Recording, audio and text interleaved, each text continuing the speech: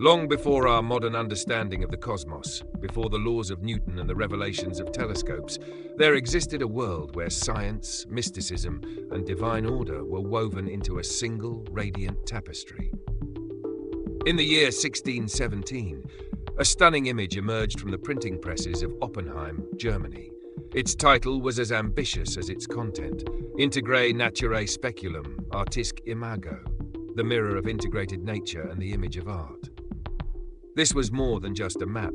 It was a Rosicrucian vision of the universe, crafted by two of the era's most enigmatic minds, the English mystic and alchemist Robert Fludd, and the master engraver and publisher Jean-Théodore de Bry. Fludd's engraving is an astonishing cosmological chart, a visual synthesis of religion, art, alchemy, and science. At its center lies Earth, the physical realm, surrounded by the ars imitatio naturae, the arts imitating nature. From agriculture to alchemy, from mathematics to music, Fludd believed human creativity echoed the divine order. The diagram spirals outward through the realms of plants, minerals, animals, and the celestial spheres of the zodiac, sun, moon, and planets until it reaches the angelic and divine zones, populated by cherubs, seraphim, and ultimately Deus, the all-creating God. This is the Scala Naturae, or Great Chain of Being, a concept rooted in Neoplatonic and Hermetic traditions that linked all creation in one continuous sacred hierarchy. And then from the center of this celestial order emerges a figure, both human and cosmic. A towering woman, radiant and serene, stands amidst the spheres, suspended between earth and the heavens. She is not merely symbolic, she is the embodiment of nature herself. Her body is inscribed with cosmic emblems, a star over her heart, crescents of the moon over her womb and breast, signaling the rhythmic generative power of the lunar cycle, creation, nurturing, and rebirth. In her hands, she holds chains, stretching outward across the layers of the universe. But these are no chains of bondage.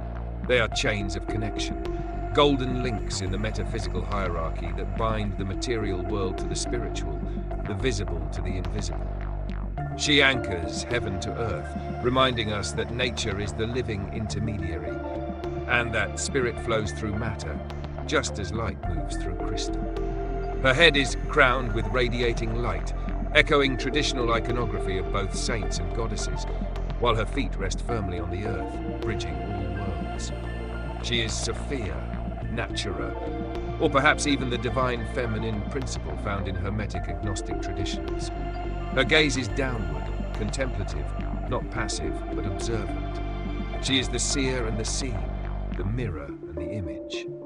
At the foundation of Fludd's grand vision, we find a peculiar yet powerful figure, a monkey perched atop the globe of Earth. But this is no ordinary monkey.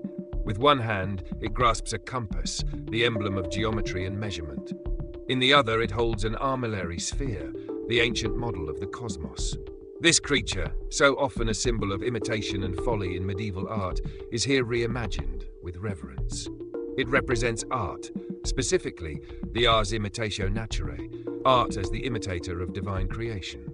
Around the globe swirl concentric bands, each detailing the disciplines of human knowledge: alchemy, agriculture, astronomy, geometry, music, medicine, and more. These are humanity's divine instruments.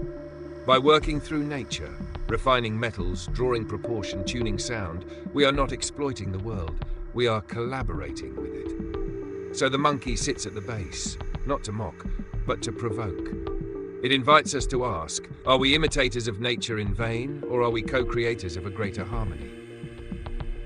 At the very summit of this grand image, beyond the stars and planetary spheres, lies a cloud, thick, radiant, and impenetrable. From this cloud of divine mystery, a hand reaches downward, Demand of God, grasping the top of the chain held by the cosmic woman below. This is no ordinary cloud. It is the Shekinah, the veiled presence of God. Emanating from within are beams of light and the ineffable Hebrew name of God, Yahweh. This symbolizes the unknowable source of all being, the One, from which all creation descends like a chain of light. Around this divine cloud swirl angelic intelligences, the seraphim, thrones, and dominions. They form the celestial hierarchy, the intermediaries of divine order and love. The message is clear. The chain that the woman holds is not her own. It is divine. The cosmos is not random.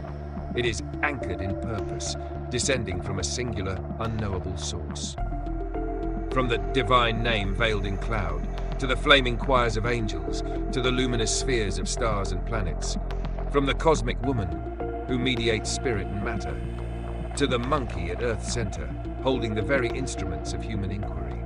This is a vision of a unified universe, one chain, one light, one source.